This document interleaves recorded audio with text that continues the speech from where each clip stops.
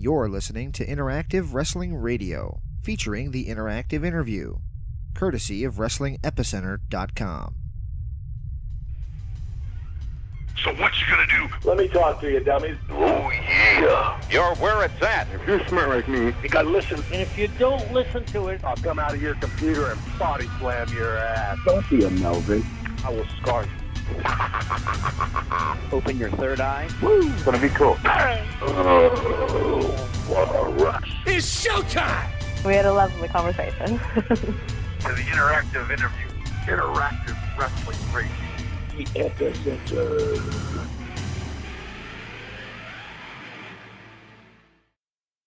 Good afternoon, everyone. I'd like to welcome you to this week's Impact Wrestling Media Teleconference. This is Ross Foreman. Before we welcome today's special guest, I have some business matters to go over.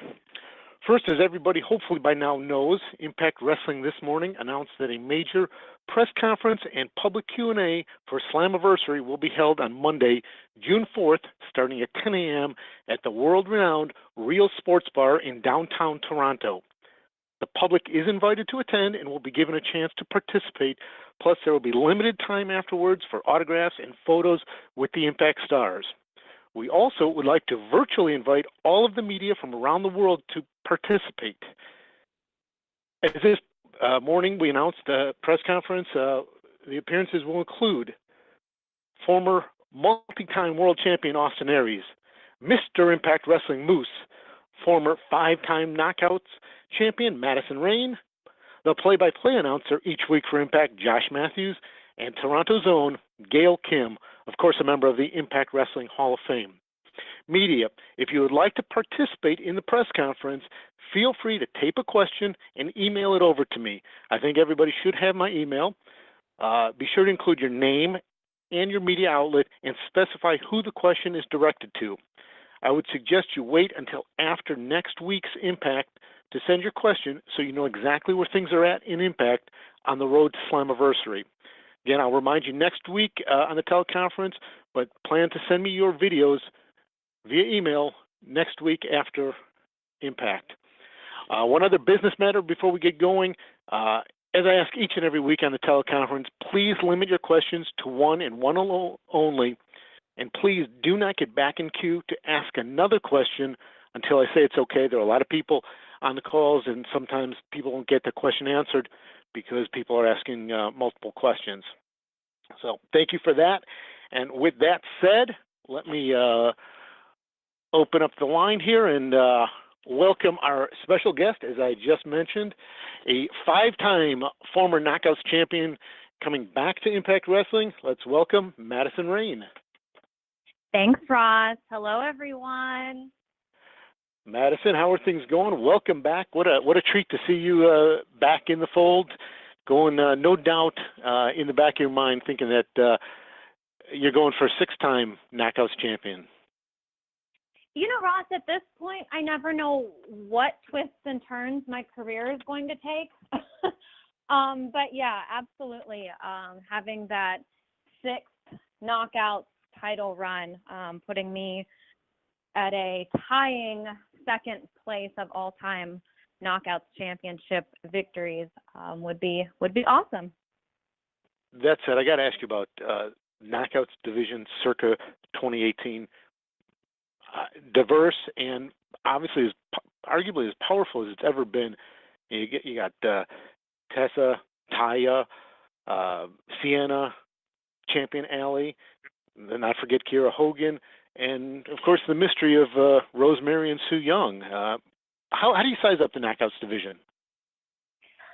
I mean, I think that this group is by far the most diverse of any group of Knockouts that I've been a part of, and equally as hardworking as any.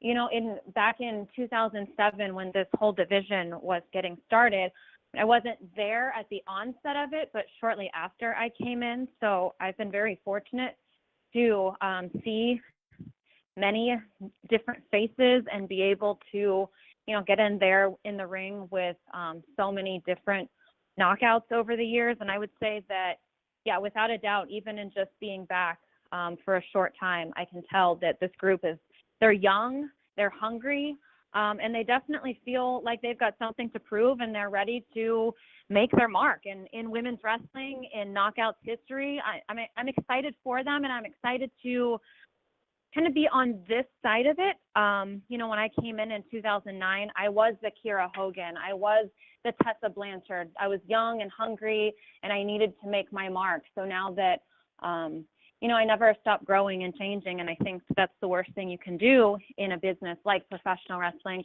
But I definitely feel like I'm a bit more comfortable and a bit more settled in the Knockouts division. So to be able to watch all of these young up-and-comers really go in there and give it 100% every time that they've got a match. And, just to see how hungry and excited they are to be a part of something that, in a way, I helped create, it feels really good. Well, Madison, we certainly have a lot to talk about with the Knockouts division, and we have a list of media from literally around the world waiting to ask you questions. But I do have one final question I want to ask you. Kind of away from wrestling a little bit. I think you probably know where I'm going because you and I have talked about this a lot.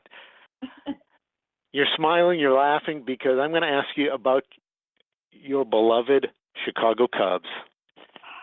What about them, Ross? I thought that in our discussions prior to this teleconference that we agreed we would leave questions to everything Impact specific. But go ahead and break the rules from Jump Street. Go ahead. What would you like to know about my beloved Chicago Cubs? Well, just give us a thought about 2016. The Cubs won the World Series, but I also got to ask you about last night. I mean, it's been an up and down year. Your thoughts, because you are arguably the biggest Cubs fan in the Impact roster. I mean, it's been an up and down century for them. Not been. I think you learn as a Cubs fan that if you're going to stick by them, you're going to be in a heartbreak situation. Many times you learn to stick in your skin a little bit. But, a true Cubs fan is there for them and rallying for them in times like last night, just as much as they are in Game 7 of the World Series, when they get that final out. So, I knew that you were going to take that little dig after last night, fittingly, but I still have hope for them. I mean, what are they, second now, third in their division? So one loss doesn't make the season for them. All right, well, I will give you that, and with that, we will open the questions up to the media. As always, please identify yourself and your media outlet. And again, please limit it to one question and one question alone. And please remember that this is the Impact Wrestling Media Teleconference, so please direct your questions accordingly.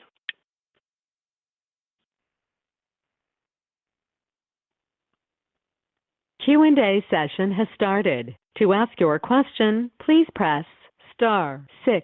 Your phone to get in queue for questions.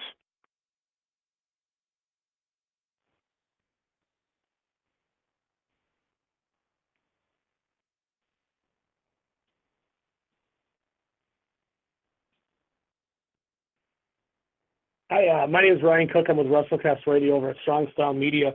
And my question to you is, I know it's a very short time being back, but what is any significant changes between the old regime and this new regime now with Anthem Sports?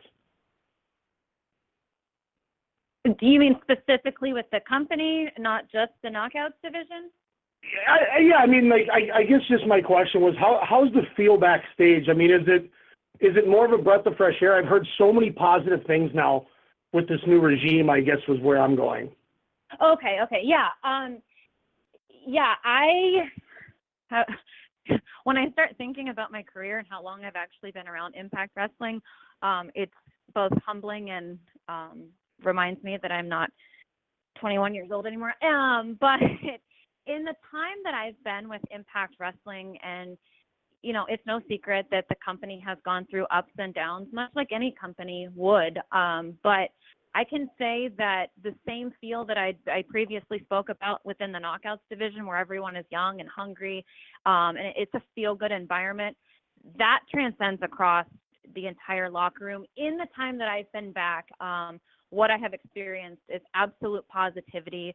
I've experienced this group of extremely talented wrestlers who want to give everything that they've got to make Impact Wrestling what it once was, what it has the potential to be. And like I said, in the short time that I've been back, I've experienced nothing but positivity and motivation. And I'm really excited to see where this new regime takes things in the future.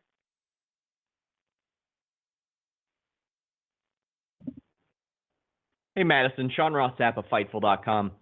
You've been in and out of Impact Wrestling several times, regardless of regime. What do you think contributes to what seems like such an amicable relationship, despite whatever regime may be in charge? With me personally? Yes.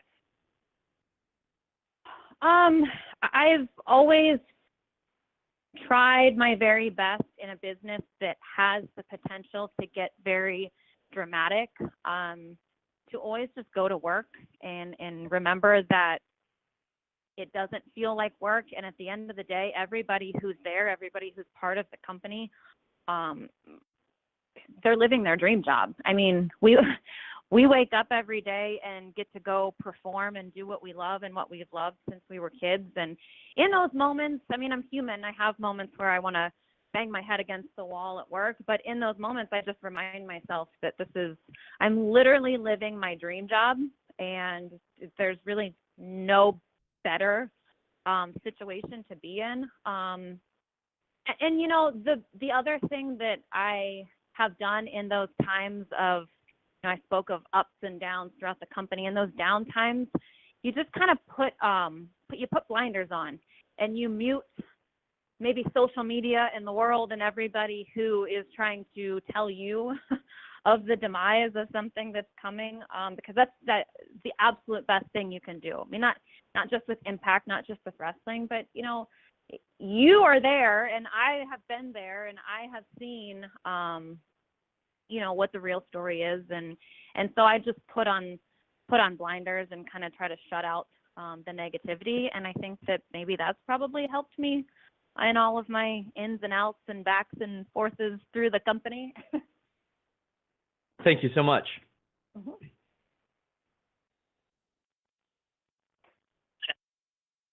Hello, Madison. Good morning.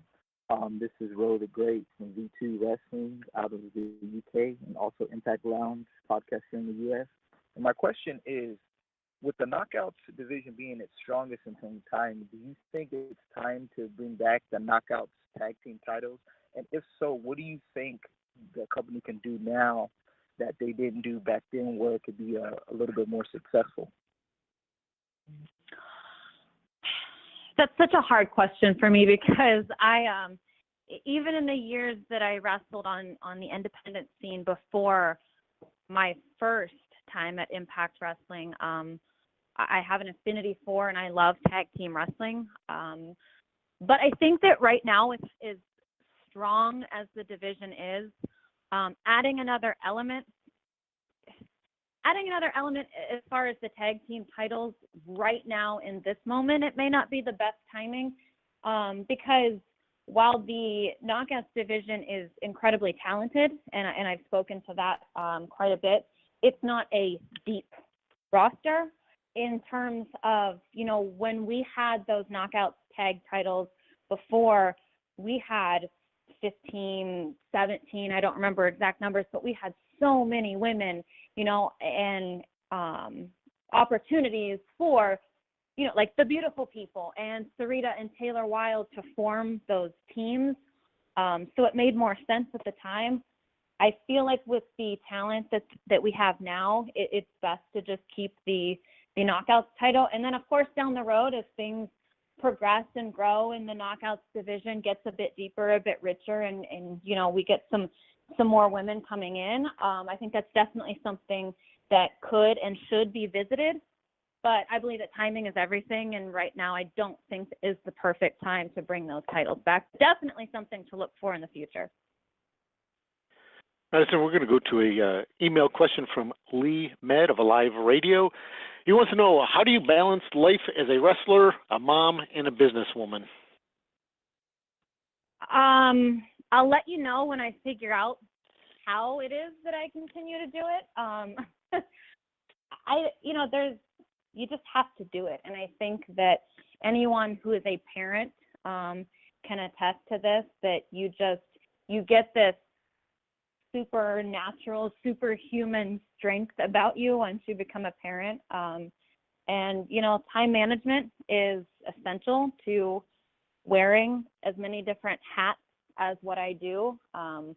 It's also important, and I tell my husband this often, it's important to choose your best yeses and allow yourself to say no sometimes. Because when your plate becomes too full, nothing gets proper attention, and that's something that I have vowed to never let happen. So I'm in a very good groove with the things that I do and the things that I choose to do. And so I think that's probably how I go about balancing everything and being able to give 110% to everything that I do. Hello, Madison. This is Stephanie for Skillshare Magazine in UK. How are you today? I'm wonderful. Thank you. How are you? I'm fine. Pretty fine. We are talking a lot about women's revolution, but like you stated, you've been a part of this when the knockout thrust was created and things changed for women on Impact Wrestling. And I wanted to have your thoughts on the evolution of women, if I can say it like that, in this business. Thank you very much. The evolution of women's wrestling. I mean, when you started, it was already a revolution on Impact because girls were not considered as eye candies and considered as wrestlers, but it was in 2008. We are now in 2018, and we are still hearing about the word revolution. In these 10 years, what for you? What did you see as a revolution and as an evolution for the female wrestlers in the business? Sure. So this is one of the things where I feel like social media tries to kind of manipulate a lot of the things that people say. So I'm going to choose my words here very carefully. But as it relates to women's revolution or women's evolution in current times, I feel like so many people try to grab at that title and grab at that and say, well, no, I did it first. No, we're doing it first. No, we're doing it better. The bottom line for me is this. I've loved professional wrestling my entire life.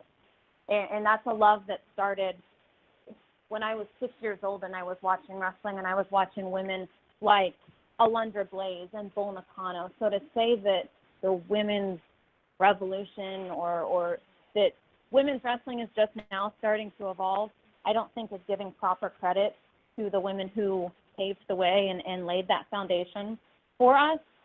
Because, like I said, when I was 10 years old and I was watching wrestling, there were women and they were doing something to captivate me beyond just being beautiful.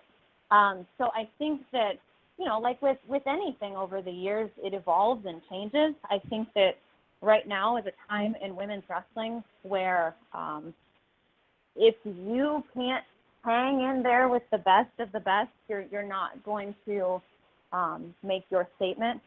And I think that that's a good thing because it forces women to, especially in a time where women are fighting for equality across the board in every avenue, not just with professional wrestling or sports, but we're trying to even that bar that maybe men have been a little bit higher on the food chain. As far as speaking specifically about wrestling, I think that the women of today are very similar to the women of yesterday. It's a bit more of a focal point now, which is something that I'm proud of. I feel like in a small way I've been able to contribute to because, like you said, the Knockouts division in 2017 was something very special and something that maybe started to really lay the groundwork for what women's wrestling is today, but I think it would be a shame and a discredit to the women several years ago who started something that we're able now to continue and build on. Absolutely.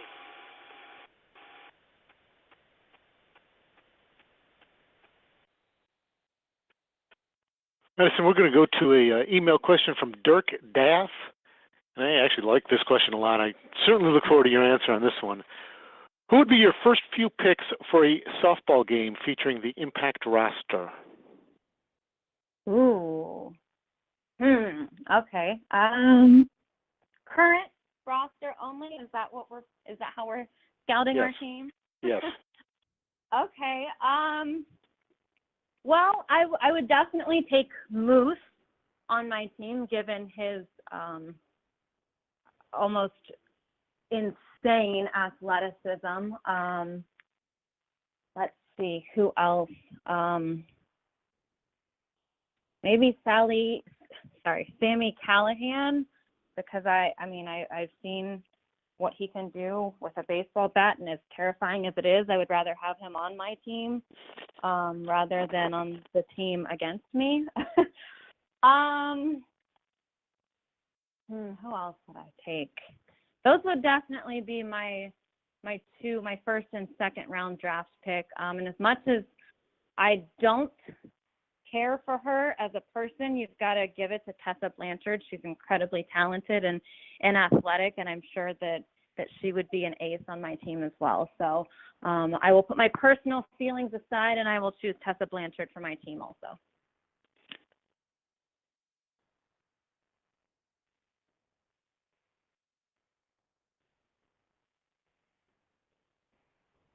Hi, this is Paul Boron from Two-Faced Wrestling Talk. I'm just curious, what are your goals that you're setting this time around, and anybody in particular you're really looking forward to working with? My goals this time around were to come into Impact Wrestling, sit at the announce table and call the action for these incredibly talented women. I didn't have intentions of coming back and wrestling, but it's something that's still in my blood. And obviously, in my times away from Impact, I've still been competing on a regular basis. So that's a question that I've been asking myself a lot in the last couple of days. Now that I'm here, now that I've, I did that. I stepped back into the ring. I allowed myself to come out from behind the announce table. So now that I'm back, I'm still evaluating what my goals are. My first goal is to make sure that this division, something that is near and dear to my heart and something that I helped to create, continues to be run on the fundamentals that were there in place in the beginning, and that's respect and hard work and not bullying, hence why I stepped back into the ring in the first place. And I feel like if I'm going to commit to this, it's going to be go big or go home. So first, as was announced last Thursday on Impact, my short-term goal is to go into Under Pressure on May 30th and defeat Tessa Blanchard. And I would argue that after I do that, I would be in line for a Knockouts title shot.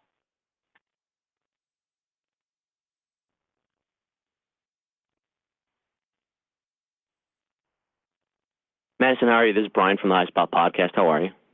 I'm wonderful, thank you. Talking about, evolution and basically your short-term goals. I mean, if you could talk real back about reflection as well, because your early years in Impact and where you are currently now, deciding to come back, where would you rate yourself in terms of an in-ring performer and an on-air talent compared to where you were right from the beginning when you started with Impact?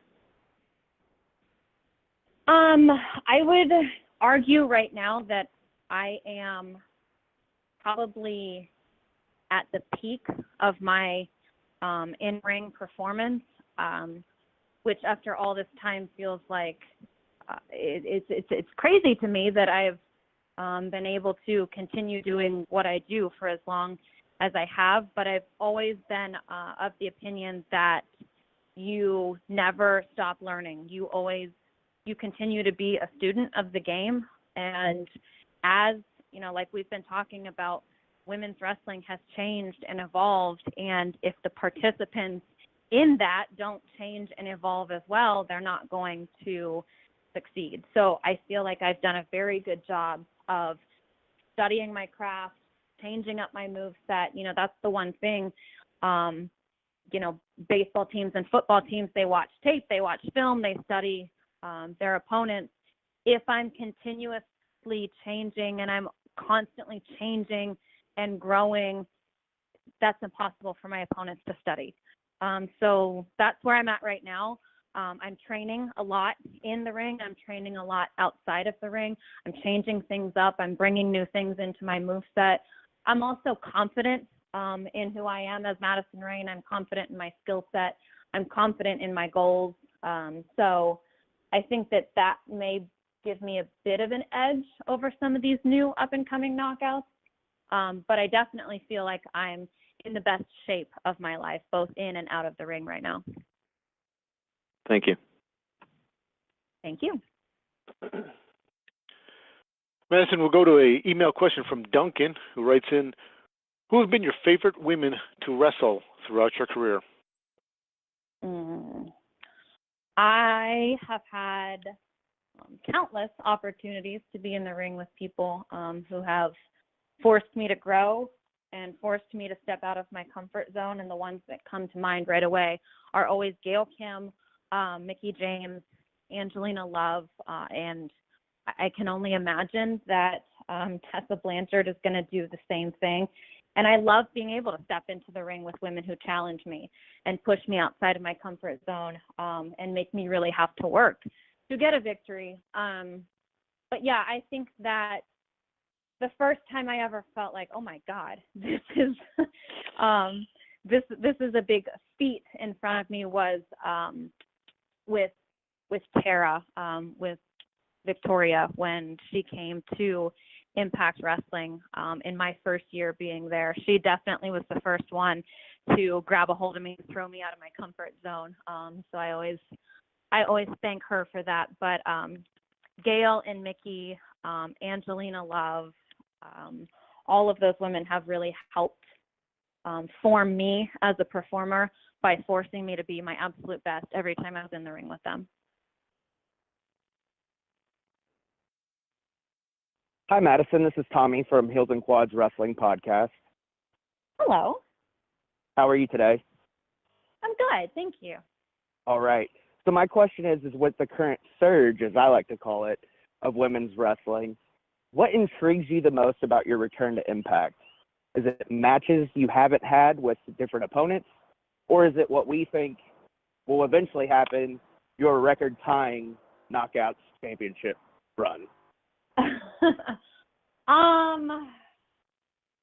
Well, this time, every time that I come back to Impact Wrestling, it's planned, it's calculated. I come back with a very clear vision of what I'm doing. And like I said, being in the ring wasn't exactly what I thought I was coming back to do. And commentary is something that I really love and has really challenged me in the short time that I was able to do it. So I was excited to do that. But I mean, at the end of the day, wrestling is what brought me to the game, and it's what's going to clearly what's going to keep me in it. So like I said earlier, this division reminds me a lot of the division that I stepped into in 2009. It was a lot of young, hungry women who all they wanted to do was wrestle and make their mark in women's wrestling history. And so for me to be back now and to be able to be in the ring with people like Kiera Hogan and Tessa and Allie and Sue Young and Rosemary and all of these women who are just as hungry now as I was then and continue to be because I want to be my best every time I'm in the ring. I think that slightly trumps my goal of tying that record as a 6-time Knockouts champion, is really getting in there and testing myself and having those moments like I did with Gail and like I did with Tara and Mickie, where when I get back at the end of the match, I self-reflect and I'm like, wow, that match, it really made me grow as a performer. Those are the moments that I look the most forward to at this point in my career. All right, thank you. Thank you.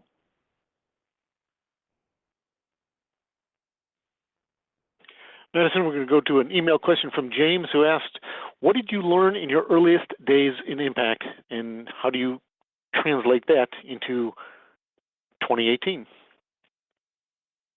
I'm not sure that I learned it at Impact, but I learned it through the opportunities that I've been given at Impact. I started with Impact Wrestling when I was less than 4 years into my wrestling career. And I was 22 years old. And so to be just catapulted into my dream job at such a young age, I felt like at that point I had two options. I could be wild and crazy and 22 and live like a rock star, or I could be very humble and smart about the way that I was going to let my career unfold. And, it was instilled in me at a young age to always remember where you came from. And where I came from is a spot on a map that you can't even find until you get into Central Ohio. So I think the thing that has given me such longevity in my career is to just always remember where I started, where I am in the moment, and to be thankful for it.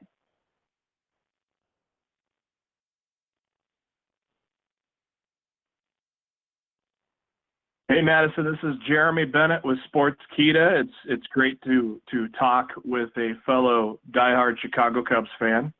Yeah. Hear that, Ross? Sorry, James, you just disconnected your call.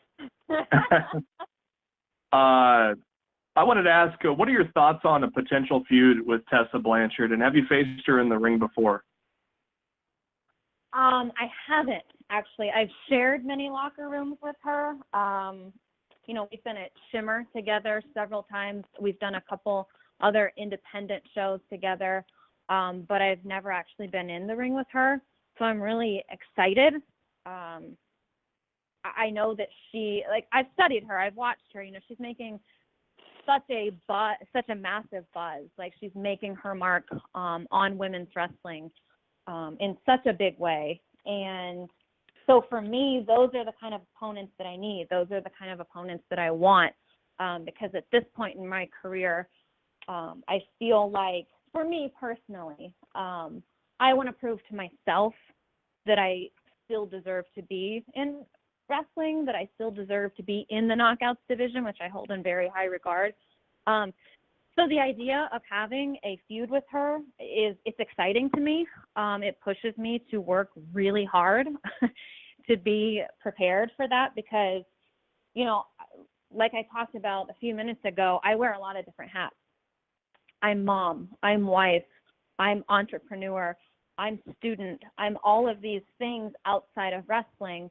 And Tessa's out there every single weekend. She's working every week. She's constantly in a different city, in a different state. Wrestling is her life, and that's amazing. And it's exciting for me to watch somebody as young and talented as she is. But I don't live life the same way Tessa does. So I'm hoping that in the moments that I do wear the wrestler hat and I am preparing and I'm getting my body ready and I'm getting my mind ready, that those moments are enough to compete with the constant moments that Tessa is preparing. Thanks, Madison. Thank you.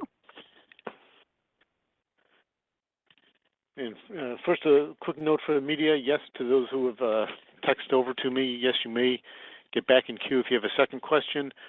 But we're going to go to Jerome, who emailed in. What do you think is missing from women's wrestling in 2018? I don't know that I would say there's much that's missing. I mean, and that's a good problem to have, that I can't answer this question. I think that this is such an exciting time for women's wrestling, and that over the last several years, it's grown so much. And I think that it's so diverse, not just, within the top companies in the world, but I think across the board, it's diverse, it's exciting. I think that you've got a lot of everything that you could possibly want in wrestling. I'm struggling to answer this because I don't know that there's anything that's missing, and I think that for fans, that's amazing. Sorry, I wish I could give a specific answer, but I just feel like it's such an exciting time in 2018 with for women's wrestling that I'm struggling to find something that's missing. Well, that's good. That's a good answer. Thanks, Ross. Hi, Ryan Bowman from thegorillaposition.com. Hi, Ross. You talked about your work on commentary in the past, and you've even worked with the very talented Josh Matthews. So my question for you is, could you see a woman doing full-time color commentary, calling both the men's and women's matches for a major company in the future? Absolutely.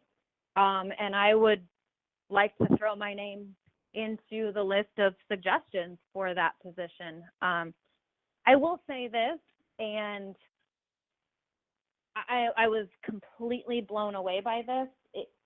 Commentary for me when I was starting out was harder to be good at than wrestling was. And you have to be so emotionally, mentally involved from the time you put that headset on until you take it off. And you've got to be quick, you've got to think on your toes, you've got to be knowledgeable and educated. So, not just for the very talented Josh Matthews, but for anyone across the board who does commentary. Like, it's given me a whole new level of respect for the position. And I absolutely think, especially in a time when women's wrestling is so prominent, that having a female voice not only could happen, but should happen. Thank you. Madison, we have an email question from Usman who wants to know, you seem to be in even better shape now than when you left. Have you changed your training regimen in recent years? I wonder which time he's referring to when I left. I have. I've changed up my training quite a bit, and I don't go to the gym 6 days a week. I don't lift super heavy things and put super heavy things down anymore. I've kind of transitioned into more of a maintenance phase as it relates to the way that I train outside the ring. I do a lot of boxing classes, which makes me feel like a total badass, if I can say that on here. So I do a lot of that. I do a lot of yoga. But I've changed my training in terms of I don't go into the gym and train like a bodybuilder, because after I was a bodybuilder briefly, I realized that it hurts my joints and I wake up tired in the morning. So I train to stay in an athletic. I train to stay more athletic than what I train to see how much I can squat or how big I can make my biceps.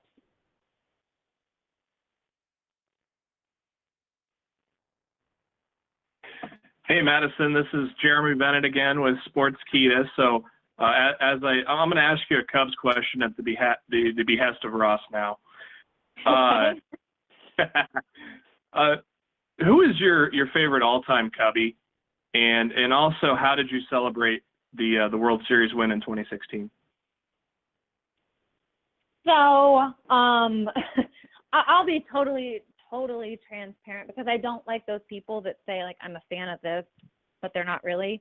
I'm not a stats person. I'm not a, I'm like, I got into baseball and I love the Cubs because my oldest brother has been a massive Cubs fan his entire life.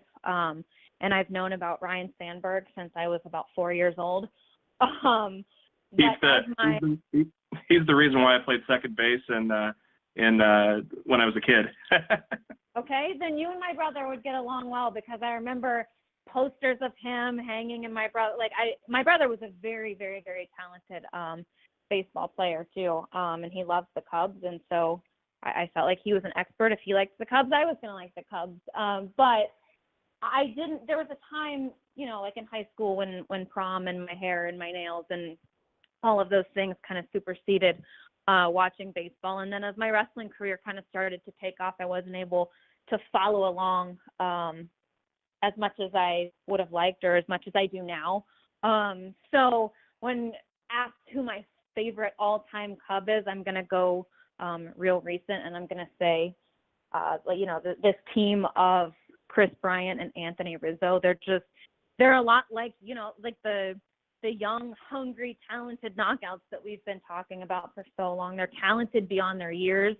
And I like to watch those two specifically because it was the two of them collectively who got that last out in Game 7 of the World Series. The way that they celebrated is the way that I celebrated in my living room with my husband and my daughter looking at me like, what is wrong with you? What's going on?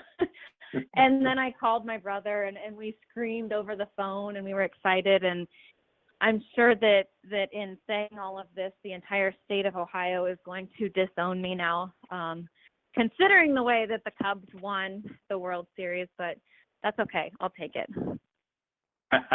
Yeah, the game 7 was definitely nerve-wracking, especially when it hit the rain delay. I was a mess. I can't even go back there in my mind. Like I have goosebumps right now talking about it. So yeah, I totally understand what you're saying.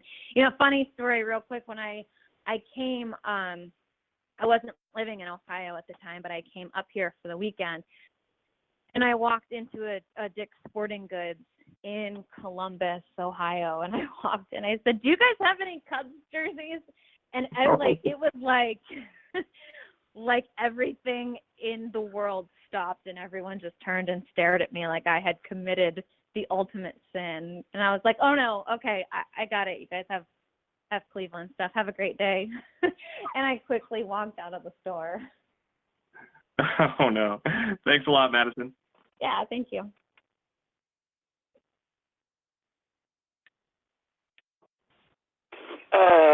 Stephanie, First Year Chair Magazine again. Sorry, I was shaking, but we have a big storm outside, and I'm shaking. Well, my question was,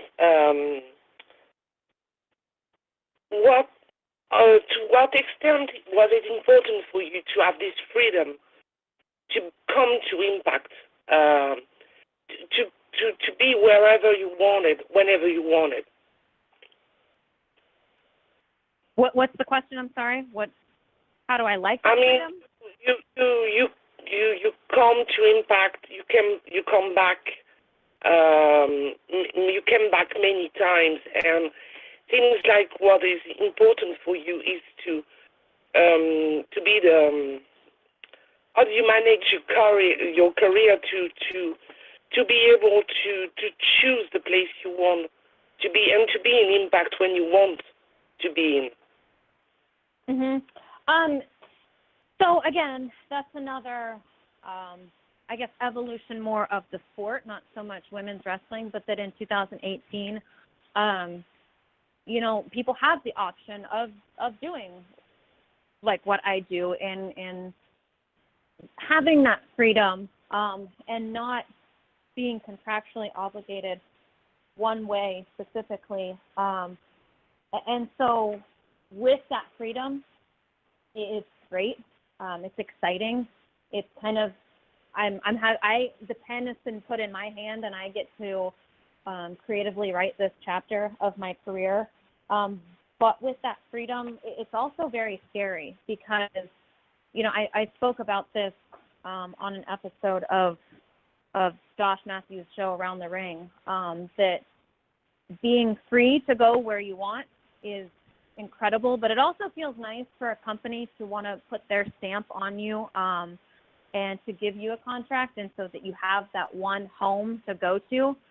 So there are ups and downs to having that freedom, and with that freedom, it means that you have to make the right choice for yourself and your career every time.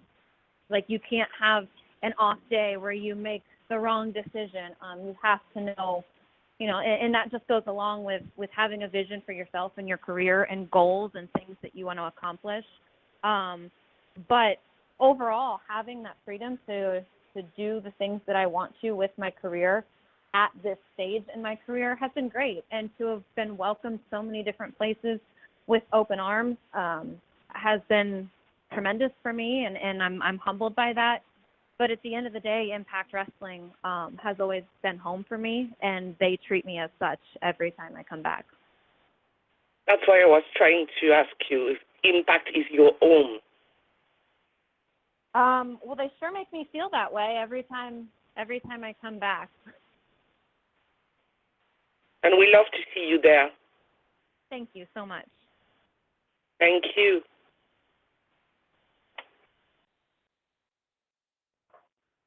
Madison, we're going to go to the email question from Caden, who writes in, who was your toughest opponent, and how does that person's physicality equate to potential matches with Tessa, Taya, Sienna, Kiera, other wrestlers who are very physical? I mean, in terms of the most physical opponent that I've ever had, I don't think that there will ever be anyone more physical than Awesome Kong. Especially considering my first match ever at Impact Wrestling was with Kong. So it was definitely they threw me into the deep end and said, sink or swim, kid. But I'm 5'3" on a good day if I stretch in the morning, and about 115 pounds. So there aren't going to be many opponents that I face that are going to be my size or smaller. So being at that strength disadvantage is something that is a challenge that I've faced my entire career. So I feel like I've learned how to maneuver around it, and it's exactly in doing that, maneuvering around it. So the big ones, the tough ones, the strong ones who can throw me from the ring to about row 10, I just move around them quickly enough to not give them the opportunity to do that. The thing about Tessa is that she is petite, but she is just as strong as someone twice her size. So I'm excited to get into the ring with her, and I am going to go out on a limb and say that this match with Tessa is going to challenge me just as much as any match that I ever had with Gail Kim, and that is putting Tessa in the highest of high regards, because Gail is tremendous, and I would argue one of the best female wrestlers of all time.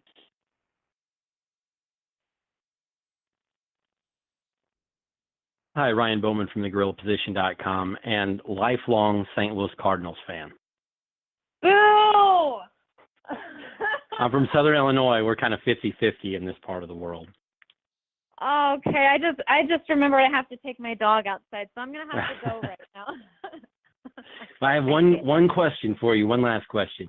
And obviously you've got the issue right now with Tessa, and you've talked about what she brings to the table.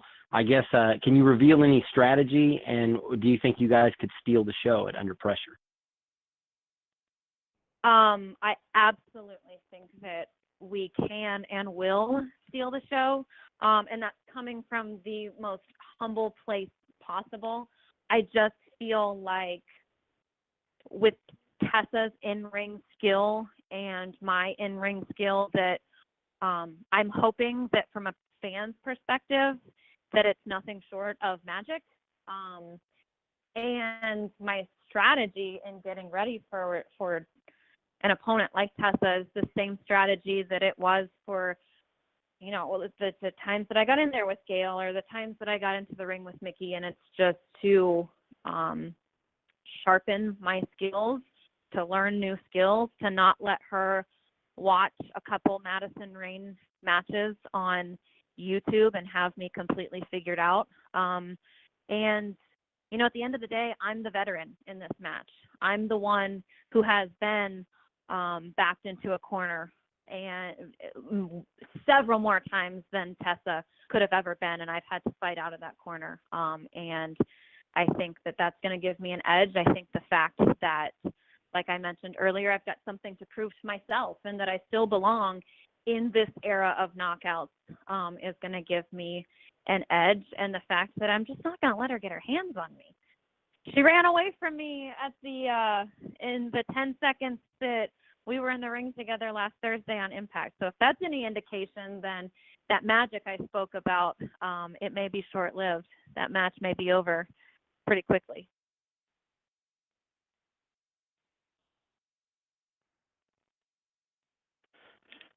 Madison, Kimmy writes in, who inspired you to become a wrestler? My two older brothers did, because they used to watch wrestling, and then they would want to practice wrestling moves that they saw on the TV on me. So if I didn't figure out how to counter them, then I was going to be in big trouble. That's the true answer. I used to watch wrestling with my brothers, my dad, when I was little. So that was where the seed first got planted. But I think I mentioned this earlier, maybe not. The first women's match that I ever remember watching on TV was Alundra Blaze and Bull Nakano, and they're the two women that I credit for captivating me the way that a little girl who decides what her dream is going to be and then chases that dream becomes captivated by something. And, you know, all these years later, I still remember that match, and I remember how it made me feel. And so I would credit those two women for being the first and biggest inspiration for me to want to be a wrestler. All righty. Well, Madison, we were going to wrap it up, but I do have one other question that came in from Mr. Miami. I'm not sure if that's his hint to you, but he wants to know, who is your NFL team?